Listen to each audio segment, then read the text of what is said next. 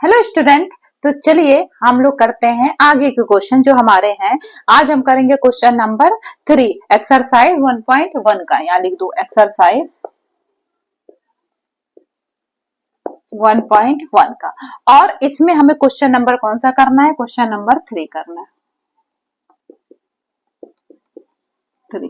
तो चलो पहले पढ़ो, आपकी स्क्रीन पे क्वेश्चन आ रहा होगा, साथ में आप उसको समझते जाना और मैं आपको बताती जाऊंगी। मेरे पास बुक है और आपके पास स्क्रीन पे क्वेश्चन है, ठीक।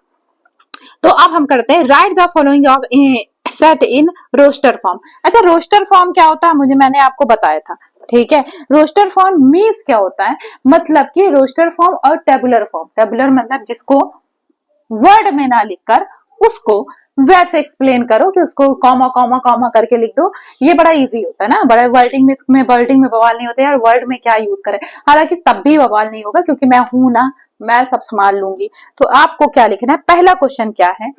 ए इज इक्वल टू क्या है? X such that.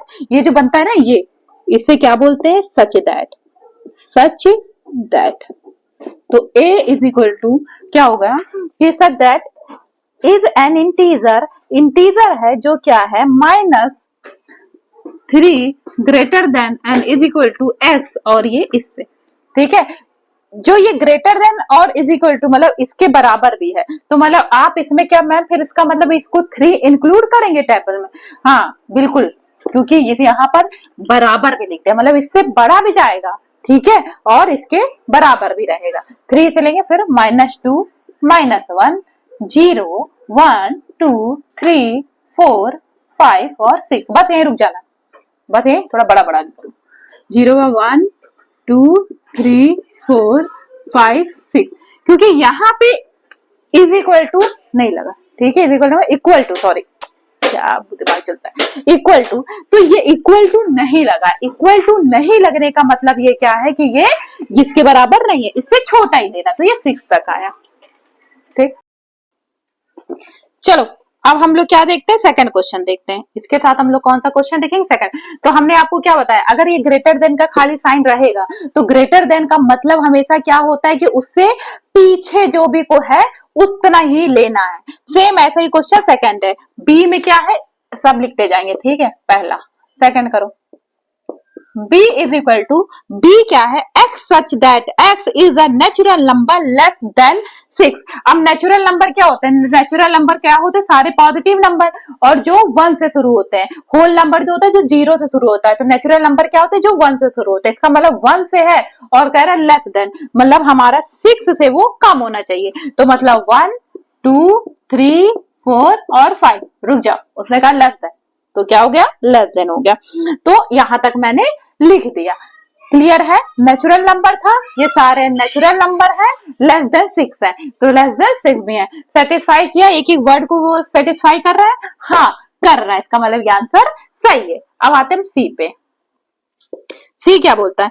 x such that x is a 2 digit natural number. 2 digit के नेचुरल नंबर, 2 डिजिट के होने चाहिए natural number, such that the sum of its digit is 8।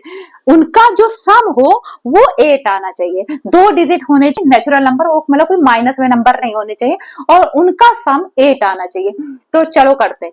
एक हम लोग लेते हैं, क्या ले सकते हैं? मान लो 17 ले सकते हैं। 1 + 7 17 हो गया, ठीक। अपोजिट भी लेंगे तो मतलब 71 भी लेंगे और 53 भी लेंगे। ये दो भी अपने पास है। उसके बाद बताओ, 4 3 7 होता है, 5 3 8 होता है, और 6 और 3 9 हो गया, 6 4 10 हो गया, 6 और 2 62 26। तो अगर आगे पीछे हो रहा है तो फिर बाद में, चल पहले लिख लेते, फिर आगे पीछे वाला असेंडिंग डिसेंडिंग कर लेंगे, ठीक है, ये भी, ताकि कोई छूटे ना। उसके बाद क्या लेते हैं? 7 और 3 10 हो जाएगा, 7 और 1 71 हो गया, हाँ हो गया। 8 और 1 8 और 1 9 हो जाएगा, नहीं हो सकता। 8 और 0 जो भी हमने किया था नहीं हो सकता, तो सिर्फ इतने होंगे। कितने होंगे? इतने होंगे। आपके हिसाब से अगर और कोई भी दिख रहे हो तो उनको लगाना, या तो कमेंट बॉक्स में बताना। बाकी ये क्या है, इसमें इतने ही बनेंगे। तो ऐसे असेंडिंग ऑर्डर में लगाना चाहो तो पहले क्या आया? 17, फिर क्या आया? 26, फिर क्या आया? 35, फिर क्या आया? 53, फिर क्या आया? 71 हो गया। तो मैम 62 भी तो हो सकता है, हाँ 62 यहाँ लिख लेते हैं। 62 और 71 हो गया। और 80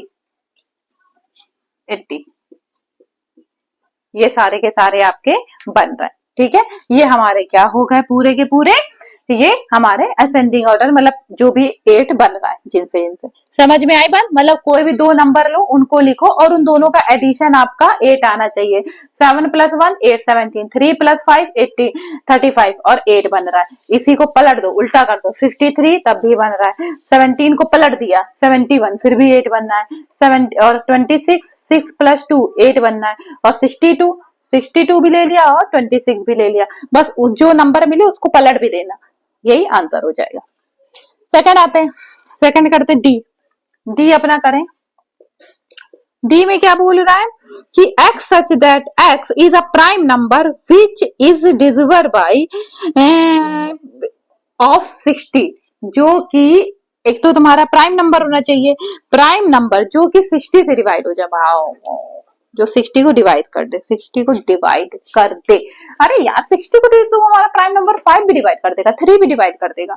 कौन कौन डिवाइड कर देंगे? 60 को डिवाइड कर देगा तो कौन कर देगा? 3 भी कर देगा, 5 भी कर देगा, 7 कर पाएगा?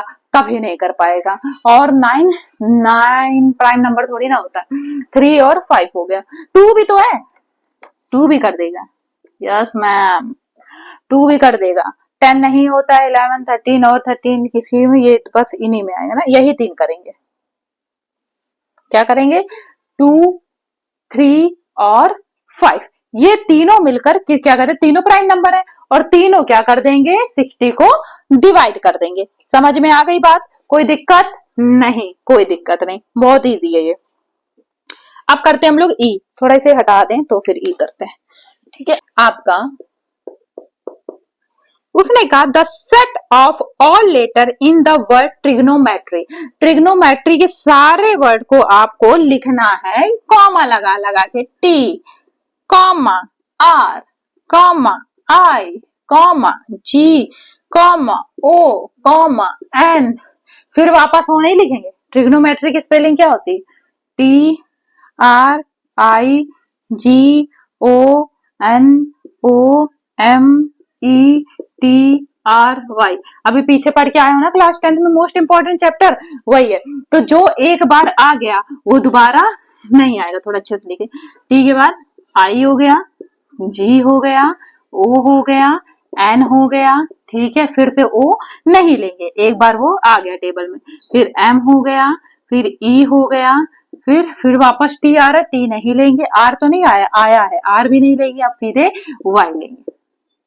ठीक है, इसीलिए वो दिया ही आपको क्वेश्चन, क्योंकि उसे पता है कि कहीं आप कॉमा लगाने चक्कर में सबको कॉमा ही में तो लिखना है, तो 2 3 3 बार लिखते रहो। नहीं, जो एक बार आपकी टेबल में आ चुका है वो दोबारा नहीं आएगा। ठीक, एफ चलते हैं। एफ में क्या होता है? The set of all letter in the word of better, better. Okay, better की स्पेलिंग पहले यहाँ देख लो, BETTER। यस, तो बी हो गया, ओके, ई हो गया, वेरी गुड। एक बार टी लूंगी, वेरी गुड, फिर टी नहीं लूंगी, फिर मैं ई भी नहीं लूंगी क्योंकि मैं ई ले चुकी हूँ। अब सीधे क्या जाएगा? आर गया। कौन गया? आर गया। तो अब ये हो गई बेटर की। तो आपको इसमें कोई डाउट है? नहीं है। अब ये था रोस्टर में जाना, अब हम इसको किस में, दूसरे वाले को किस में लिखेंगे? सेट बिल्डर फॉर्म में लिखेंगे। समझ में आ गया? उसको करने में कोई दिक्कत नहीं आएगी क्योंकि उसे वर्ड में डिफाइन करना है, जो लिखा है सीधे सीधे वर्ड में डिफाइन कर दो, कुछ नहीं बचता। चलो करवाती हूँ उसे, आजा।